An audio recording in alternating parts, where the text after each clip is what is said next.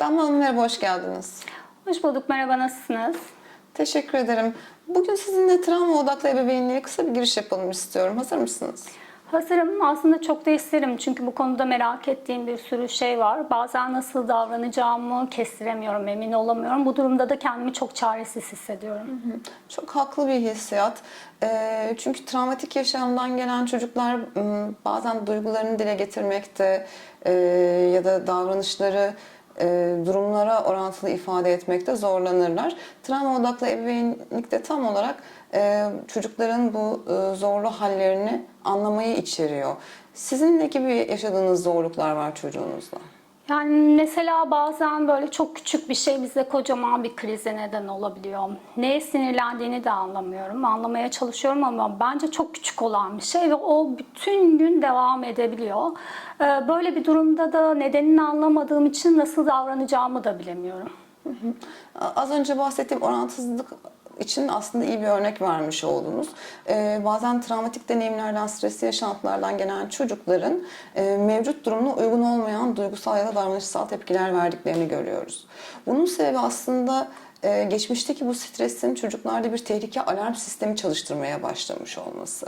O sinir sistemi etraftaki tehlikeleri aradığı için sürekli alarm halinde ve biz travma odaklı ebeveynlikte bu alarmı cezalandırmak ya da görmezden gelmek değil, anlamak üzerine bir ebeveynlik biçimi inşa etmeye çalışıyoruz. O zaman söylediklerinizden şunu çıkarabilir miyim? O anki tepkisi bana ya da yaşadığımız şeye değil de geçmişte yaşadığı kötü deneyimlere mi dayanıyor? Çok güzel ifade ettiniz. Çocuklar dünya güvenli bir yer mi sorusuna cevap ararlar çevreleriyle etkileşim kurarken ve geçmişteki tehlikeli ya da riskli durumlar, travmatik yaşantılarda bu cevabı aslında etkiler. Şu an güvenli bir yerde de olsa bu güvenli bir yerde miyim sorusu yine stresli bir şekilde cevaplanmaya çalışılır. Dolayısıyla aslında verdiği tepkiler de bazı ihtiyaçlarına karşılık geliyor. Mesela bağırırken aslında belki de terk edilmekten korkuyor olabilir. Ya da daha önceki yaşantısında hep bir şeyleri bağırarak ancak duyurabilmiş olabilir. Veya bağırmanın cezalandırılmayla karşılanıp karşılanmayacağını sınamaya çalışıyor olabilir. Aslında söylediklerinizden şunu anlıyorum ki verdiği her tepkiyi de kişisel algılamamam gerekiyor. Bunu duymak beni rahatlatıyor çünkü bazen gerçekten çok zorlanıyorum. O zaman da söyledikleri karşısında kendi ebeveynliğimi de sorguluyorum. Acaba doğru mu yapıyorum, yanlış mı yapıyorum, iyi bir anne değil miyim diye sorgulamaya başlıyorum. Travma odaklı ebeveynlikte üzerinde durduğumuz en önemli konu mükemmel bir ebeveynlik olmayacağı. Aslında ebeveynlik yaptıkça öğrenilen ve yaptıkça iyiye giden bir süreçtir. Dolayısıyla siz bazı şeyleri tekrar ettikçe beraber öğreniyor olacaksınız. Ama aklınızda belki şunu tutmak iyi gelebilir. Bu çocuk kötü olduğu için, yaramaz olduğu için ya da ben başa çıkamadığım için böyle davranmıyor. O şu anda bir şeylerle baş etmekte zorlanıyor ve ben de ebeveyn olarak onun yanında durmaya devam edeceğim. Bunu sık sık kendime tekrar etmem gerekecek. Kötü değil, aslında bana kötü davranmak istemiyor daha doğrusu. Sadece zorlanıyor, kişisel algılama diye sürekli kendime tekrar etmem gerekecek. Bir de şey sormak istiyorum, bazen böyle çok üzgün olduğu anlar oluyor ama neye üzüldüğünü söylemiyor. Fakat şey yapmaya başlıyor, eşyalarını fırlatmaya başlıyor, oyuncaklarını fırlatmaya başlıyor, kendisini odaya kapatıyor, seni sevmiyorum diye bağırıyor ve bütün gün devam edebiliyor. O zaman da ne yapacağımı bilemiyorum mesela.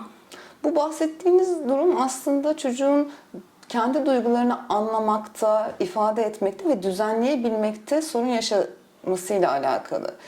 Yine özellikle travmatik geçmişten gelen çocuklarda yaşamın ilk dönemlerinde çocuklara duygularını düzenleyebilecek bir yetişkin rehberliği yapılmadığını biliyoruz. Onlar zamanında bir duyguyu ifade etmeye, bir ihtiyacı ifade etmeye çalıştıklarında ya görülmemişler ya da cezalandırılmışlar. Dolayısıyla kelimelerle ifade etmek çok zor duyguları. Üzüldüğü zaman bunun ne olduğunu bilmiyor. Yalnızca stresli bir duygu olduğunu fark ediyor ve üzüntüsünü bağırarak, bir şeyleri fırlatarak ya da belki kaçarak, içine kapanarak ifade ediyor.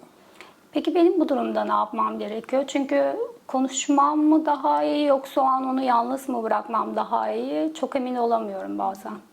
Aslında burada akılda tutulması gereken önemli şey belki de öncelikle kendi duygunuzu düzenleyebilmek, kendinizin sakin kalabilmesi. Siz çünkü duygunuzu düzenleyerek ona rehber olabildiğiniz zaman, rol model olabildiğiniz zaman o da sakinleşmeye başlayacak. Ayna gibi diyorsunuz, yani ne gösterirsem aslında onu yansıtacak. O yüzden önce benim kendi duygularımı dengelemem gerekiyor ki onun duygularını dengelemesine yardımcı olabileyim, öyle mi? Çok güzel ifade ettiniz. Çocukların erken yaşlarda duygu düzenleme sistemi, sinir sistemi bakım vericilerinkiyle bağlıdır birbirine. Bakım verici ne kadar kendi duygusunu sakinleştirebiliyorsa, düzenleyebiliyorsa çocuğun sinir sisteminde o kadar rahat onu kopyalar ve kendisini düzenlemeyi bu yolda öğrenebilir. Bu da zaten aslında eş duyum düzenleme dediğimiz bir olgu. Ben böyle durumlarda bazen şöyle yapıyorum. Şu an çok üzgün olduğunu görüyorum.